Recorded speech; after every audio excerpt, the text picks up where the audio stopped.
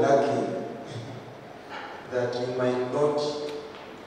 Abakozi b'ekitongole kya ERA bayongera bashomesa bakuteeka amashanyarazi omunju kurebuka ngu bakozesa ebintu hamwe n'obukugu obu ERA erikuragira. Abo kwenstoringa omu za storage buildings omu maju gaitu tukuraramu. So aba bantu nitwe tukubavunana tubahereza permits, ERA niyo kubahereza permits. Kandi abenshi tukora ogwo mushomo kwenda ngo bamanye standards zesi tuko expecting bakozesa. Biti Charlotte Chohire Legal Office mu ERA yashomora amateka go kujunanwa w'amashanyarazi akuteeka amashanyarazi omunju atine permit. Section 91 Evereki yo mu Electricity Act negira ngo utari umuntu we national kuba nakora installation wiring atine permit issued by Electricity Regulatory Authority. So twakushanga no wiring otine permit nkishi kubaho kimanyisa ngo nza prosecutinga tutari mu mateka mu mbuga za koti kando no shashura fote currency points nka fine ninga tukusibe myaka eki. Abe by'amashanyarazi basima b'ekitongole eki abo kubatendeka bagumize ngo nikija kubayamba kutereza omurimo gwabo.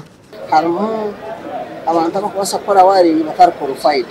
So elizoberi era yabana cyoreka negira ngo no tubakwetagisibwa bino kwiza bakafuna permits bakaba satisfied dena bakabona kora ki warenga amazuga aba customers aho kuba abantu bakamifu haro chances nyingi munonga ezo kubasa conscious y'umuntu nange ibintu byo munzu byo nabakasi abakaho abo kuba nabatakumanya ebiragiro ebikuguidinga ki amashanyarazi amashanyarazi biragiro bingi so mshemekeje netuyamba manye tuseme gukora aba customer bitu ane bitashemerire gukora abo kuba mukatare tuyine ebintu ebitukoso amashanyarazi mu ebiri standard n'ebindi bitari standard so mshemekeje netuyamba ko se ibintu ebiri standard kugira ngo customer bitu abo bashemererwe ekinde mushemekogo bamashomesa abantu abatine wiring certificates ebashemye kwambetaga kufuna wiring certificates.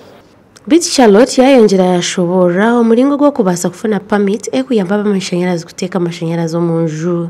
Permit is kuba bashomere by'amashanyarazi oyine certificate of installation oyine diploma ningo oyine degree on electrical installation ninga electric ene degree. So noija ntuvetinge papura byawe ntuhereza permit okujire papura byawe ko kuba ine degree ntuhereza permit ya higure class A ninga class B ko kuba washomere certificate ntuhereza permit ya class D kandi ejo ne wiring amajugita gamache 2 bedroom D 3 bedroom house ne bane korachi ne kuhereza ubushobozi ku wiring ejenshi.